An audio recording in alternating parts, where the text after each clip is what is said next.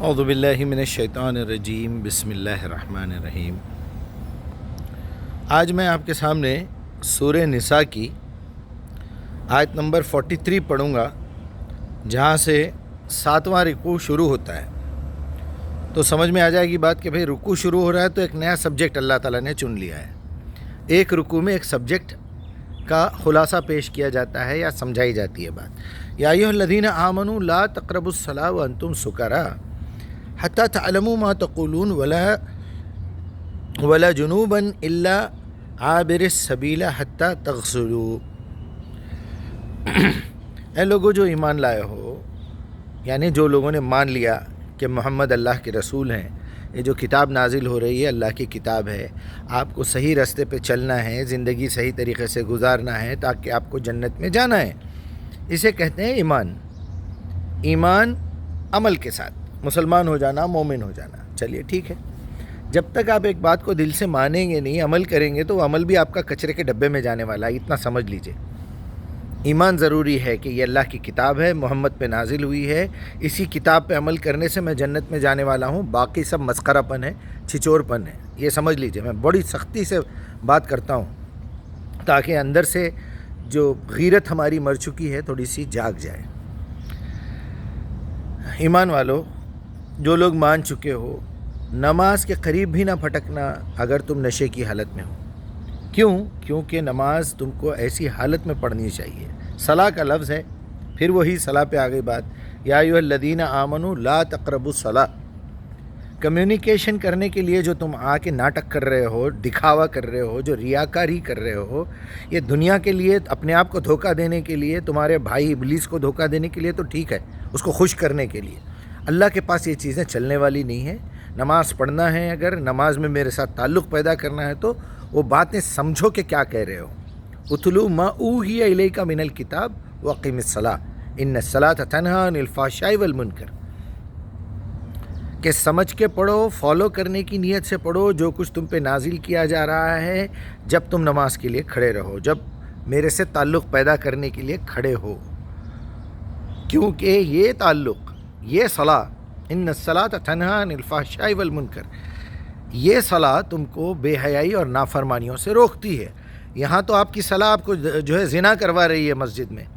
بے غیرت قسم کی قوم ہو گئی ہے، چندے کھاتے ہیں، جھوٹ بولتے ہیں، مسجدوں میں گالیاں دیتے ہیں، مسجد کی لائٹ چوری کی جلاتے ہیں، صف باندھتے وقت الگ الگ ناموں سے، یہ نام کا ایک دھیڑ، وہ نام کا ایک دھیڑ، ہمارے یہ دھیڑواڑے کی مسجد، ہمارا یہ دھیڑواڑے کی مسجد۔ مسجدوں پہ نام لکھنا دھیڑواڑا ہے حیدرآبادی زبان میں، دھیڑواڑا۔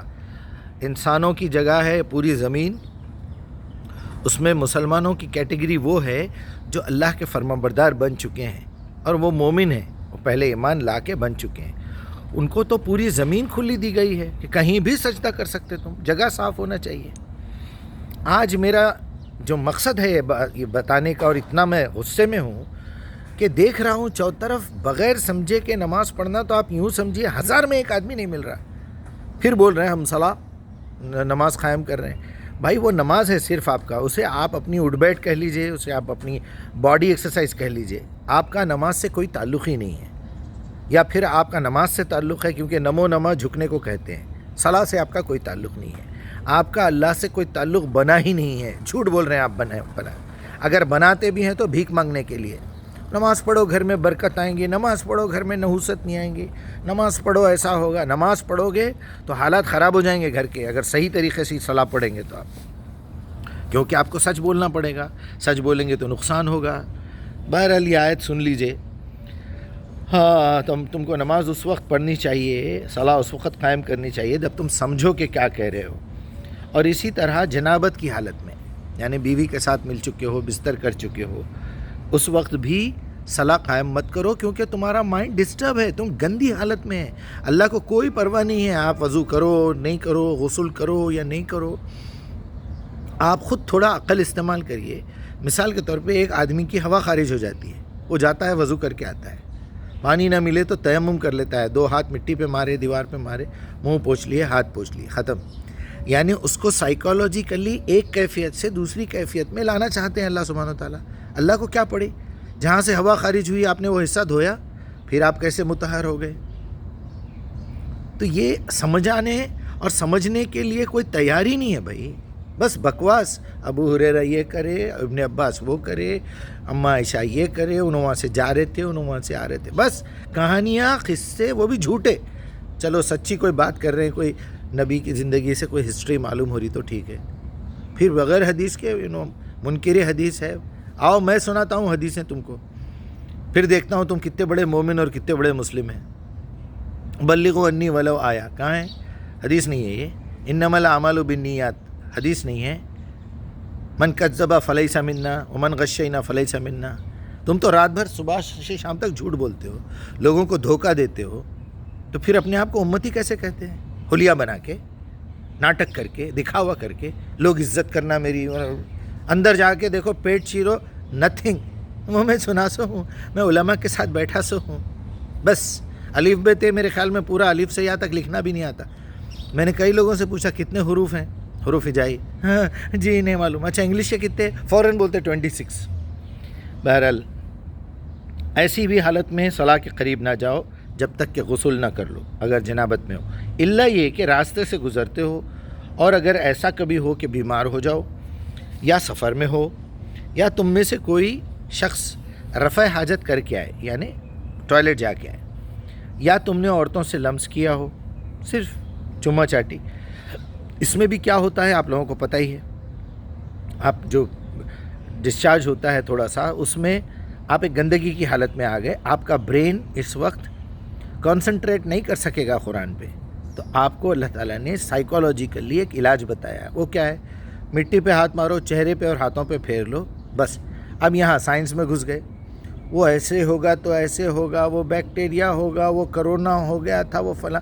ارے بھائی صاحب وہ الگ بایولوجیکل چیزیں ہیں، یہاں سائیکولوجیکلی بتا رہا ہے اللہ تعالیٰ. اللہ رحم کرے. کیا کیا گمراہی پھیلی ہوئی ہے ہمارے پاس. رفع حاجت، یا پھر تم لوگوں نے عورتوں سے لمس کیا ہو، یا پھر پانی نہ ملے تو پاک مٹی سے کام لو، مطہر مٹی سے کام لو، اور اسے اپنے چہروں اور ہاتھوں پر مسح کر لو. یہی تیمم کا قانون ہے. بے شک اللہ نرمی سے کام لینے والا اور بخشنے والا ہے. بڑے بڑے گناہ کر کے، جھوٹ بول کے، دھوکہ دے کے، زنا کر کے، شراب پی کے اللہ بخشنے والا ہے.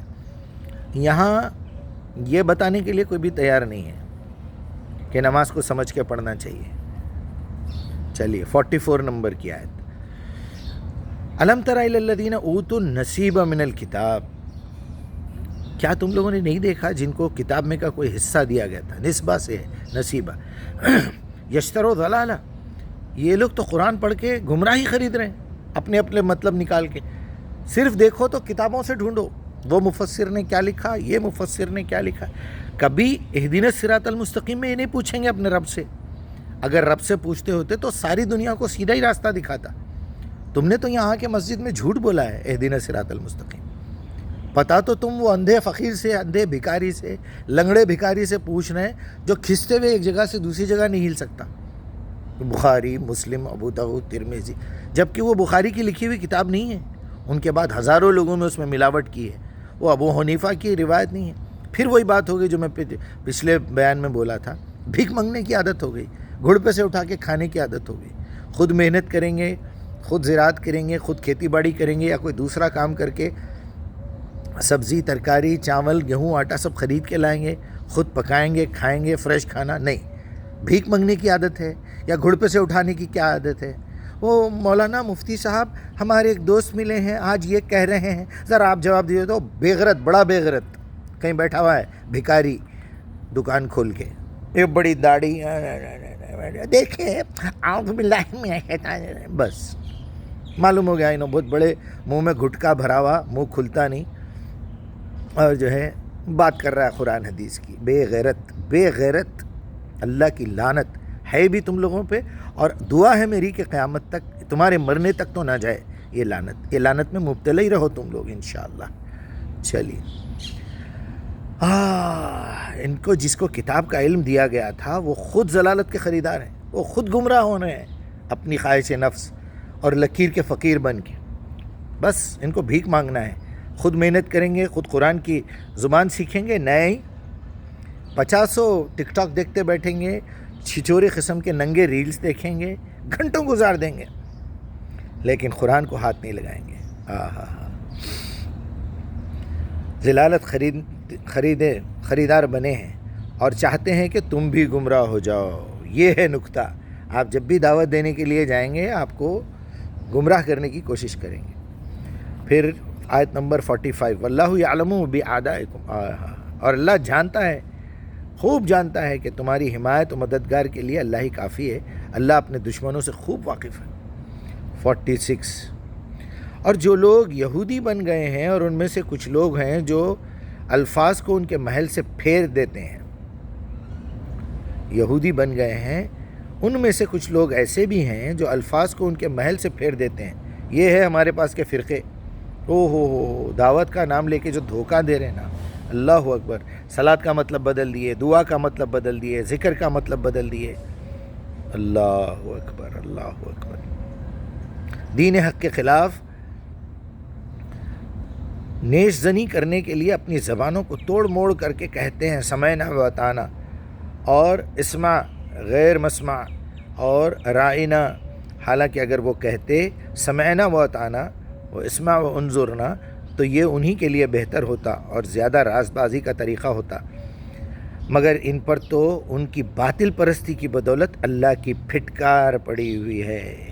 زندگی بھر یہ فرقوں میں ہی بٹے رہیں گے. تم حلیہ بنا کے پھرتے رہو دنیا بھر میں بھیک مانگتے ہوئے. پیسے کے لالچی، بے غیرت، بے صبرے. تمہارے اندر صبر اخلاق نام کی کوئی چیز ہی نہیں ہے، کیونکہ تم نے اللہ کی کتاب کے ساتھ بغاوت کی ہے. اور جاؤ کچرے میں سے گھڑ کے کھاؤ، گھڑ پہ سے اٹھا کے کھاؤ. اسی لیے وہ کم ہی ایمان لاتے ہیں. چلیے اے لوگو جنہیں کتاب دی گئی ہے، مان لو اس کتاب کو جو ہم نے اب نازل کی ہے، جو اس کتاب کی تصدیق و تائید کرتی ہے جو تمہارے پاس پہلے سے موجود تھی. کیونکہ مدینہ کی صورت ہے، سورہ نساء ہے، وہاں سامنے یہود و نصارہ بھی ہیں. چلیے ٹائم بہت ہو رہا ہے. پھر یہی کہہ رہے ہیں اللہ تعالیٰ کہ اس کتاب کی تصدیق کرتی ہے جو تمہارے پاس پہلے سے موجود ہے. اس پر ایمان لاؤ قبل اس کے کہ ہم چہرے بگاڑ دیں اور پیچھے بگاڑ کر پیچھے پھیر دیں اور ان کو اسی طرح لعنت زدہ کر دیں جس طرح ہفتے کا قانون سبت والوں کے ساتھ ہم نے کیا تھا. اور یاد رکھو اللہ کا حکم نافذ ہو کر رہے گا. اب بہت ساری باتیں ہیں، 50 تک پڑھ لیجئے آپ، کیونکہ میسیج لمبا ہو رہا ہے. مجھے اندازہ ہے چند ہی لوگوں کے علاوہ کوئی بھی یہ صورت کھول کے نہیں دیکھے گا، نکال کے نہیں پڑھے گا ترجمہ. آپ جس کا ترجمہ پڑھتے پڑھو، قادیانیہ کا پڑھو، یہودیوں کا پڑھو، رافضیوں کا پڑھو، بریلویوں کا پڑھو، دیوبندیوں کا پڑھو، اہل خبیث کا پڑھو، اہل حدیث کا پڑھو یا پھر اہل قرآن کا پڑھو. آپ کا تعلق اپنے رب سے کتنا ہے، یہ ہے ہمت، یہ ہے اصل چیز. تعلق باللہ نحن اقرب الیہ من حبل الورید. کوئی بہکانے والا آیا بھی، کوئی ایسا چھچورا لونڈا ہے کلاس میں جو آپ کو بھٹکا رہا ہے، لیکن آپ کے تعلقات ٹیچر کے ساتھ اچھے ہیں تو ٹیچر کبھی آپ کو بہکنے نہیں دے گی. ٹیچر آپ کو وہ باتیں سکھائے گی جو پوری کلاس میں سے کسی کو نہیں بتایا. آپ کی دلچسپی دیکھ کے، آپ کی محبت دیکھ کے، علم کے ساتھ، آپ کی عمل کے ساتھ رغبت دیکھ کے. تو برائے مہربانی پلیز، میں اپنی طور پہ پوری کوشش کر رہا ہوں میرے بھائی، آپ بھی کیجئے، آپ بھی پڑھیے. قرآن سے دور مت ہوئیے بھائی. قرآن سے دوری اللہ سے دوری ہے. قرآن سے دوری رسول سے دوری ہے. قرآن سے دوری اپنے آپ سے دوری ہے. قرآن سے دوری جنت سے دوری ہے اور جہنم سے قربت ہے. اگر آپ نے فیصلہ کر لیا ہے جانا ہی جہنم میں ہے تو ایک بات اور ہے.